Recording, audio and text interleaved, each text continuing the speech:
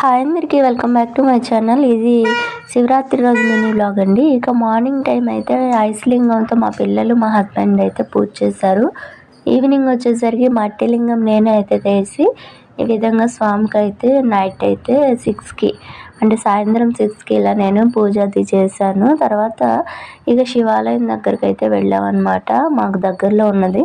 Every year జాతర ఏంటంటే జాగరణకు అయితే వెళ్తాను.